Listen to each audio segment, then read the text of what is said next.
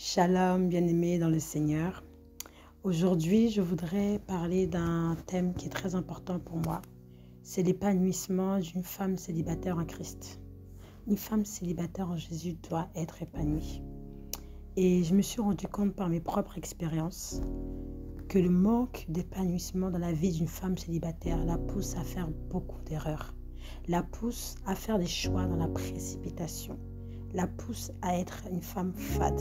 Au lieu d'être la lumière du monde, est tellement préoccupée par cet aspect du célibat qu'elle est fade, elle ne brille pas.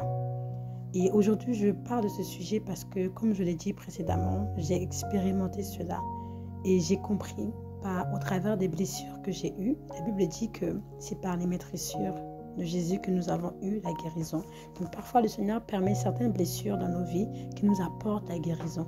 Des blessures qui viennent nous ouvrir les yeux sur les aspects de la vie qu'on n'avait pas vus pareillement. Et ça a été mon cas concernant l'épanouissement dans le célibat. Et c'est pour ça qu'aujourd'hui, je veux partager ce sujet-là qui me tient à cœur. Et la manière dont le Seigneur m'a fait du bien et m'apprend chaque jour à être une femme, une jeune femme épanouie en Christ. Alors, on va prendre la parole du Seigneur dans Nombre 17, verset 1.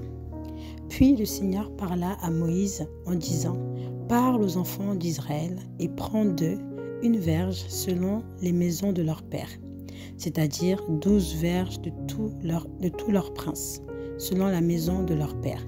Tu écriras le nom de chacun sur sa verge. Quand on prend la Bible Strong et qu'on tape sur le mot verge vient du mot maté. Et maté, ça veut dire tribu, bâton ou alors fils. Nombre 17, verset 5. Il arriva que la verge, donc la tribu, de l'homme que je choisirai fleurira. Fleurira ici, ça veut dire parache. Et parache est généralement traduit par pousser, éruption, croître, s'épanouir ou s'envoler. Donc l'Éternel dit que la tribu ou le fils de l'homme que je choisirai fleurira, sera épanoui, va s'envoler. Donc on voit que notre épanouissement vient du fait que Dieu nous a choisis. Donc ma sœur, ton épanouissement vient du fait que tu as été choisi par Dieu. Ton épanouissement ne viendra pas parce qu'un homme va te marier. Parce que si tu n'es pas épanoui dans ton célibat en Jésus, tu ne seras pas lorsque tu seras marié.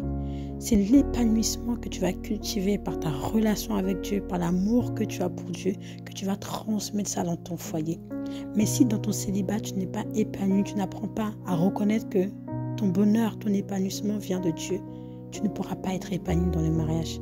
La Bible nous dit que Jésus a été oint d'une huile de joie au-dessus de tous ses semblables. Celui qui a été oint d'une huile de joie au-dessus de tous ses semblables habite en toi. Alors imagine la mesure de joie qui doit être en toi. Nombre 17, 8 nous dit : le lendemain, lorsque Moïse entra dans la tente du témoignage, voici la verge qu'on peut traduire par la tribu d'Aaron pour la maison de Lévi avait fleuri. Elle avait poussé des boutons, produit des fleurs et mûri des amandes. Le mot fleur ici, ça veut dire chose brillante.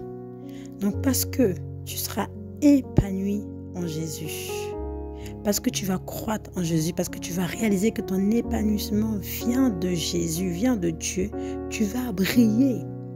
Et cette brillance qui sera sur ta vie ne sera pas que pour toi seul, ce sera pour toute ta tribu, ce sera pour toutes les personnes qui te côtoient. Ils vont te voir épanoui, briller, ils vont se demander mais qu'est-ce qui fait que tu brilles? Tu diras c'est parce que j'aime Dieu, parce qu'il m'a choisi, je suis son épouse. Vous voyez? Et je voudrais ouvrir une petite parenthèse.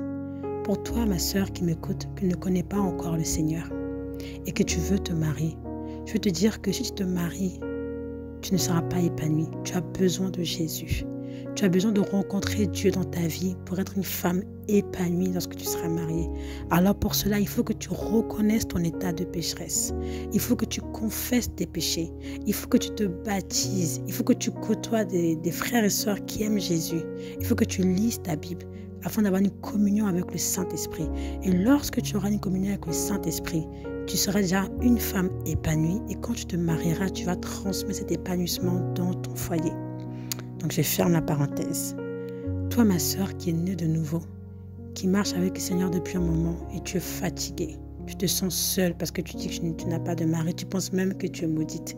Je voudrais que, par ce message, ton entendement soit renouvelé, que tu te rappelles de l'alliance que tu as tissée avec le Seigneur, que ton épanouissement ne vient pas du fait qu'un homme va te marier, mais ça vient de Jésus, de Dieu.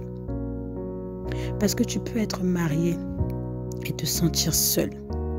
Tu n'as pas appris à cultiver ta relation avec Dieu. Faire du mariage une bouée de sauvetage, c'était un danger.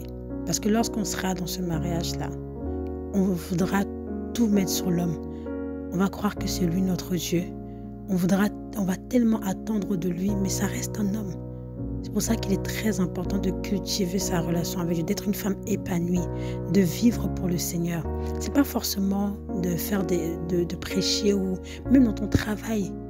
Tu brilles, tu loues ton Dieu, tu parles de Jésus à tes collègues. Tu vis ta vie en Jésus. Tu vis ta vie en Jésus.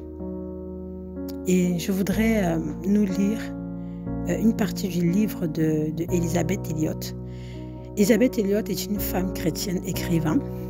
Elle a écrit un livre sur la solitude. Et dans son livre, elle dit « La réponse à la solitude réside dans l'amour, non pas la recherche de quelqu'un susceptible de nous aimer, mais notre abandon au Dieu qui nous a toujours aimés d'un amour éternel. » Donc que tu sois marié ou pas, ton bonheur vient de Dieu. Beaucoup de jeunes femmes ont vu le célibat comme un couloir qu'il fallait vite passer pour atteindre le mariage.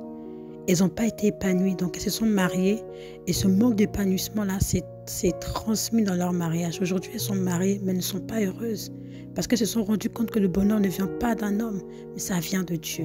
Donc je voudrais vraiment nous encourager à cultiver cet épanouissement par une communion avec le Seigneur, par un amour profond pour le Seigneur. Donc je vais prier pour nous. Seigneur, je prie pour toutes mes sœurs célibataires et pour moi-même, que nous puissions cultiver, Seigneur, mon Père, cet épanouissement en toi. Que nous puissions, Seigneur, mon Père, réaliser que c'est toi, Seigneur, toi seul, Seigneur, qui nous procure la joie. Que notre bonheur vient de toi. Parce que nous serons épanouis en toi. Nous pourrons être des femmes, des épouses épanouies, Seigneur. Je prie, Seigneur, pour toutes mes sœurs, Papa, qui sont en ce moment même fatiguées, qui crient à toi, Seigneur, qui souffrent, qui pensent qu'elles sont maudites. Je prie que tu viennes renouveler leur entendement, Papa. Que tu leur rappelles, Seigneur, mon Père, que leur amour, Seigneur, que l'amour que tu as pour elles n'a pas changé. Que tu leur rappelles, Seigneur, mon Père, que leur bonheur vient de toi, Papa. Je prie que tu mettes la paix dans le cœur de toutes ces femmes troublées, Seigneur, mon Père, et que chacune réalise qu'elles sont précieuses à tes yeux, qu'elles sont des femmes, Seigneur, que tu as choisies. Et parce que tu les as choisies, Seigneur, mon Père, elles sont appelées à être épanouies, à briller, Papa. Au nom puissant de Jésus. Amen. Amen. Shalom, bien-aimé, que le Seigneur nous bénisse.